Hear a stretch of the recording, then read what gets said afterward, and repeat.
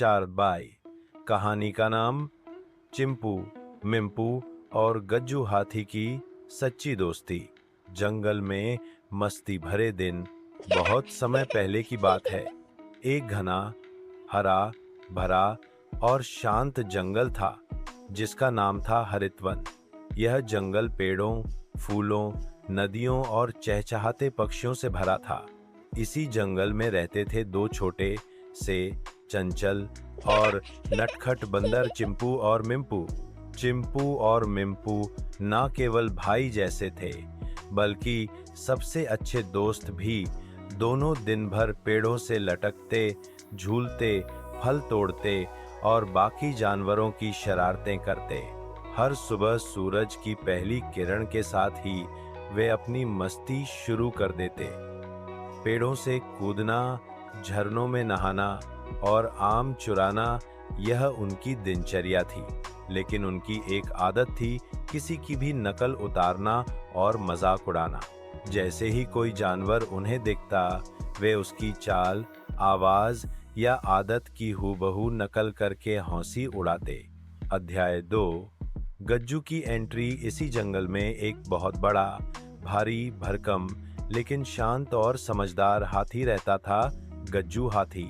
गज्जू बहुत ही नेक दिल था।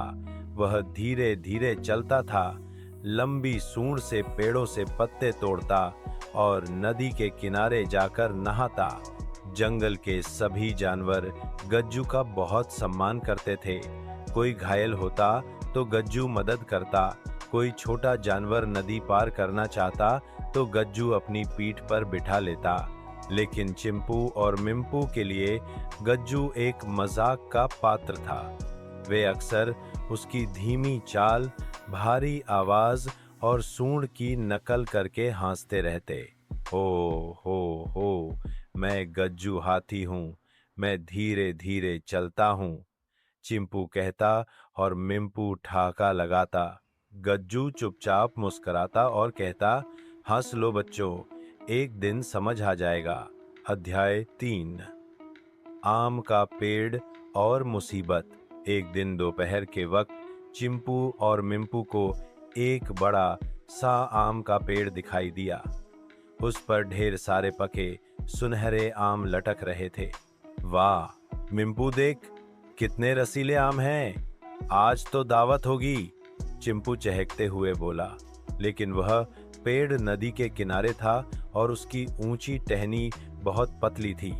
मिंपू ने डरते हुए कहा, भाई टहनी बहुत कमजोर लग रही है। अरे तू डरपोक है, कहकर चिंपू कूद गया उस टहनी पर। जैसे ही वह आम तोड़ने लगा, टहनी चरमराई और धड़ाम, चिंपू सीधा नदी किनारे की चट्टानों पर गिर पड़ा। मिंपू ने घबराकर नीचे झांका। भाई तू ठीक है? चिंपू कराते हुए बोला, मेरी टांग, शायद मुझसे खड़ा भी नहीं हुआ जा रहा। मिंपू जल्दी से नीचे उतरने लगा, लेकिन फिसलकर वह भी गिर गया। अब दोनों नीचे पड़े थे, घायल और डरे हुए। अध्याय 4। गज्जू की ममता। उस समय वहां से गज्जू हाथी गुजर रहा था। उसने दूर से चिंपू और मिंपू को जमीन पर पड़े कराहते देखा। वह दौड़ता नहीं था, लेकिन आज उसकी चाल तेज हो गई।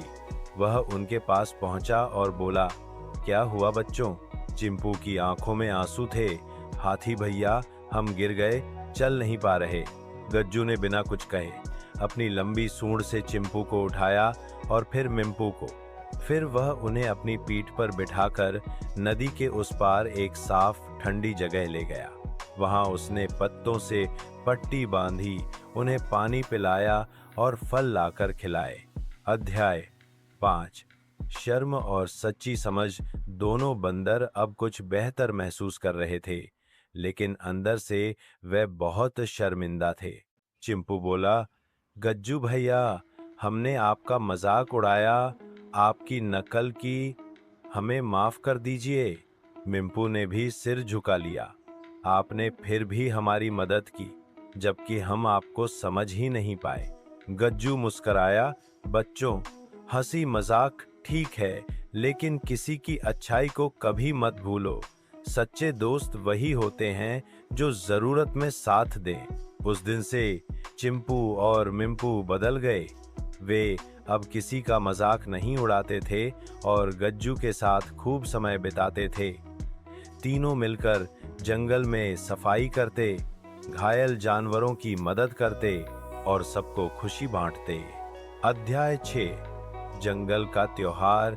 कुछ दिनों बाद जंगल में हरितवन उत्सव मनाया गया। हर जानवर अपनी कला दिखा रहा था। चिंपू और मिंपू ने इस बार एक नाटक तैयार किया जिसका नाम था दयालु हाथी और शरारती बंदर। नाटक में उन्होंने अपनी ही कहानी दिखाई, कैसे वे मजाक उड़ाते थे और कैसे गज्जू हाथी ने उन्हें बचाया। सब जानवरों ने तालियां बजाईं और गज्जू की आंखों में आंसू आ गए। ये खुशी के आंसू थे। उस दिन गज्जू बोला, मुझे तुम दोनों पर गर्व है। सच्चे बदलाव से बड़ा कोई उपहार नहीं होता। अंतिम दृश्य। सच्ची दोस्ती की मिसाल। अब जंगल में जब भी कोई जानवर मुसीबत में होता तो सबसे पहले चिंपू, मिंपू और गज्जू वहां होते। तीनों ने मिलकर एक जंगल सहायता दल बनाया था। उनका नारा था, मजाक नहीं, मदद करें, जंगल को सुंदर बनाएं। Moral of the story. दूसरों की शारीरिक बनावट या आदतों का मजाक नहीं उड़ाना चाहिए। सच्चा दोस्त वही होता है जो मुश्किल समय में साथ दे। बदलाव संभव है जब दिल से किया जाए। दयालुता सबसे बड़ी ताकत होती है।